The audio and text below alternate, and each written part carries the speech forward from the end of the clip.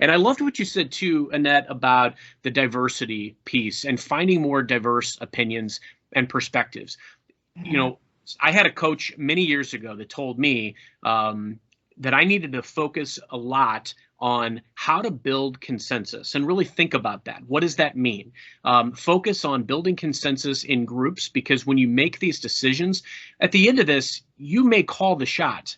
But if you don't have the buy-in of the people that you're working with, or you don't invest the time, take the time to understand what is at the pulse of the people that you're leading, they're not necessarily going to buy into your decision when you make it. They don't have to agree with everything that you do, but if they know that you have their best interests at heart and they feel that their voice was heard and their perspective has been taken into consideration, it's going to make a lot more sense to them when it transpires. I believe transparency from leaders is so important, because the more we spend time really building that foundation of trust, the better we are all going to be as we move forward. Even if not everybody agrees on the mechanism, as long as we know that everybody's doing it together, I think that makes a ton of sense. You're so right. The senior levels of an organization, they're not always necessarily at the pulse of what's transpiring with the business. They're not going to know the frontline workers' perspective unless they proactively solicit it.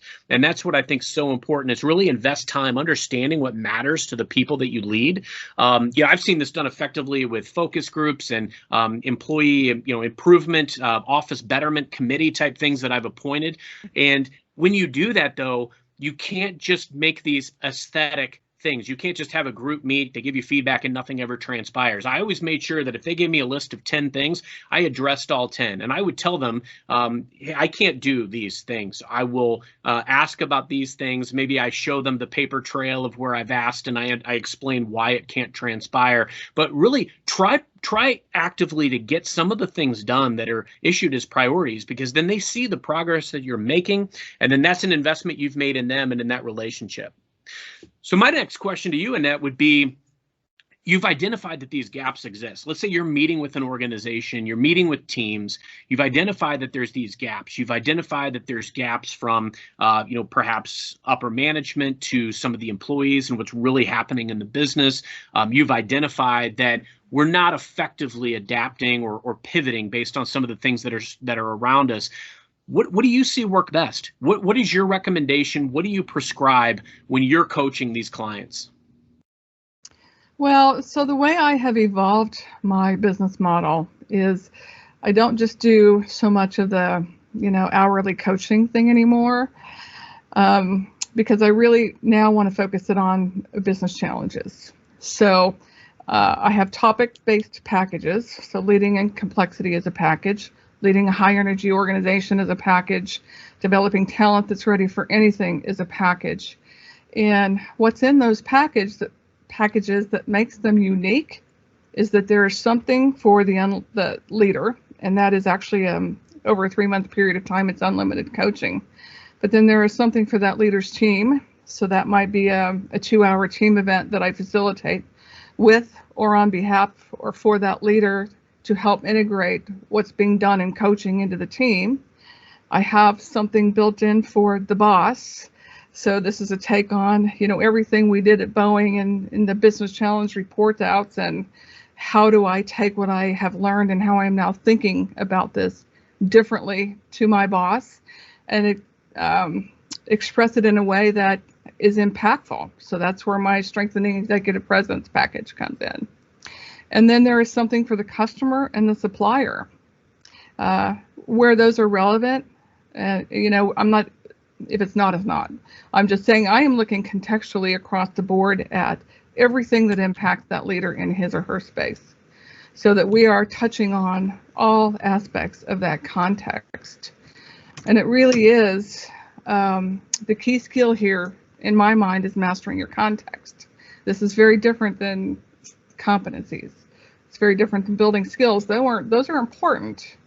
So toward that end, I have built my own profile of a successful learner, because I actually went looking for one day, and I have an article on LinkedIn about this, and I didn't find anything. It's like learning is very different now.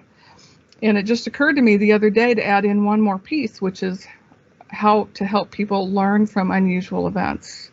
A great deal of great research has been done in this area. So It's changing learning to mean something more than a class. It's in the flow of the work. It's a mindset of curiosity. It's a mindset of not being the first to speak. It's a mindset of psychological safety. So these are inner skills, leaders need. This is an inner game.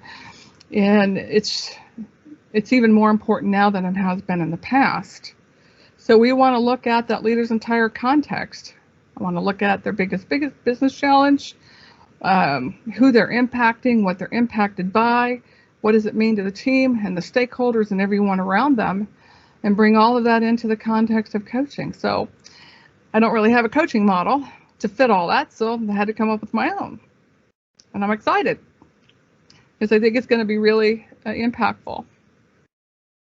That's extremely exciting, Annette, and really happy to hear the kind of the journey of that, how you identified, the changing landscape and that focus on business challenges. And let's face it, every business challenge that you're able to not necessarily always solve, but at least remedy to some degree or to shift the way that we're looking at it, it leads to business outcomes. So it's a focus on outcomes by focusing on business challenges and removing blockers. I'm a firm believer as a leader, we're there to empower and also to remove legitimate obstacles to success.